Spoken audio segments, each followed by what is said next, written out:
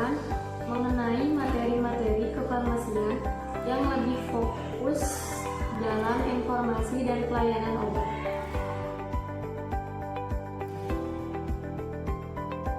Lalu, apa aja sih prospek yang didapat ketika kita lulus dari SMF? Yang pertama, bisa di apotek. Yang kedua, ada yang di puskesmas. Yang ketiga, bisa di klinik. Dan yang keempat, bisa juga di toko obat.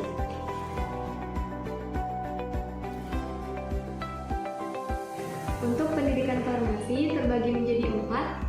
Yang pertama ada sarjana atau strata 1 atau yang sering disebut S1 yang dirancang selesai dalam 4 tahun dengan gelar sarjana sains atau SSI.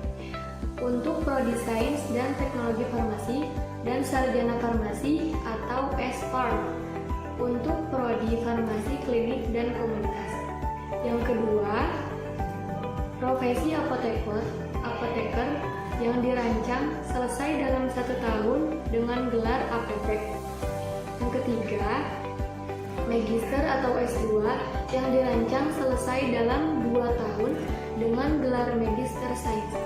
Yang keempat, program doktoral yang dirancang selesai dalam 3 tahun dengan gelar doktor.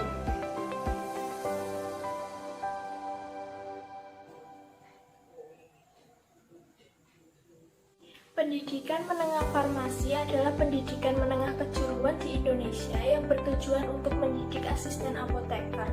Sekolah menengah farmasi pertama berdiri pada tahun 1918. Sekolah ini sebelumnya bernama Sekolah Asisten Apoteker atau SAA, di bawah naungan Kementerian Kesehatan dengan waktu tempuh pendidikan selama 3 tahun. Sekolah Asisten Apoteker kemudian diubah namanya menjadi Sekolah Menengah Farmasi atau yang biasa kita kenal dengan SMF. SMF ditingkatkan menjadi Akademi Farmasi, siswanya berasal dari SMA. Perkembangan kebijakan pendidikan pemerintah Departemen Pendidikan Nasional yang mendorong perkembangan SMK melalui pembentukan unit-unit SMK baru. Salah satu SMK yang berkembang adalah SMK Bidang Kesehatan Program Keahlian Farmasi atau SMK Farmasi. SMK Farmasi ini berada di bawah naungan Dinas Pendidikan dengan waktu tempuh pendidikan selama 3 tahun dan siswanya berasal dari SMP.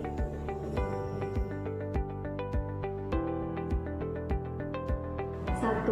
Mengupayakan obat yang bekerja spesifik atau aman dan dapat meringankan penderita akibat penyakit. Kedua, mengupayakan obat agar dapat memulihkan kesehatan dan mencegah penyakit. Yang ketiga, menciptakan metode atau mendeteksi kelainan fungsional pada manusia. Yang keempat, menanggulangi dan mengembangkan sumber alam Indonesia yang dapat diperbaharui atau tidak dapat diperbaharui untuk tujuan kefarmasian.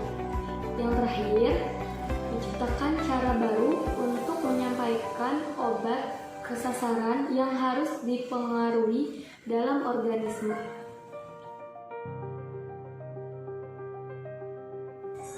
Di awal perkuliahan kita akan mempelajari 4 ilmu dasar farmasi, yaitu kimia, biologi, fisika, dan matematika.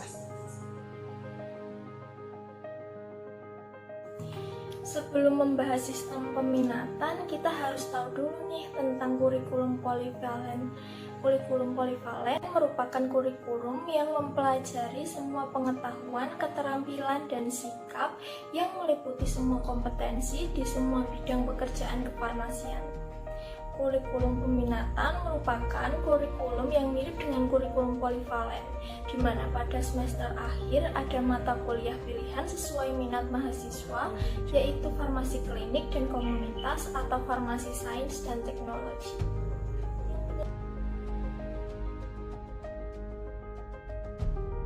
Program studi merupakan kesatuan rencana belajar yang digunakan sebagai pedoman jalannya pendidikan akademik yang penyelenggaraannya berdasarkan suatu kurikulum. Program studi mengarah pada spesialisasi, di mana mahasiswa mulai semester 1 sudah dikelompokkan sesuai spesialisasi yang diminati. Karena adanya peminatan, Ternyata ada kendala di tingkat apoteker karena mahasiswa berasal dari peminatan yang berbeda dan mendapat ilmu yang berbeda, sehingga mulai sekarang digabung dan tidak ada lagi peminatan.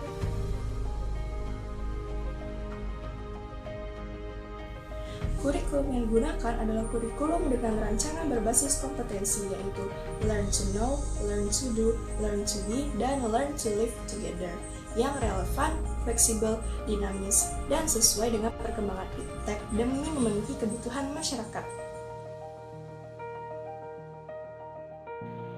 Mata kuliah di pendidikan farmasi ada banyak macamnya. Yang pertama, ada mata kuliah dasar umum. Di mata kuliah dasar umum ini kita diajarkan bahasa Indonesia, bahasa Inggris, dan matematika. Lalu yang kedua, ada mata kuliah dasar keahlian. Kita diajarkan fisika, kimia, biologi, dan statistika.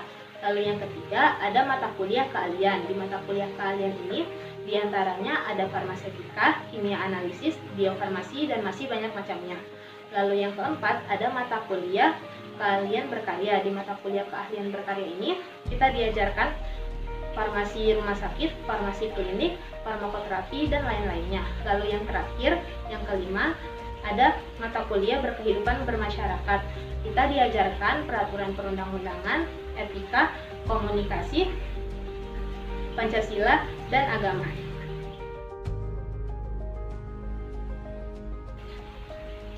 Gelar yang akan kita dapatkan setelah lulus dari pendidikan farmasi di Indonesia ada D3, S1, S2, dan S3.